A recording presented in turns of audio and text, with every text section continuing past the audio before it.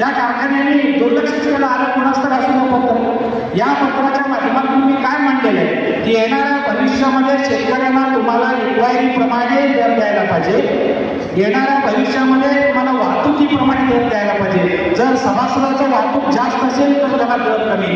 20 kilometre मधला ऊस येतो आणि 150 किलोमीटर मधला ऊस येतो, त्यालाही 2700, यालाही 2700, त्याला 1500 रुपये वाहतूक खर्च, याला 600-700 रुपये वाहतूक खर्च.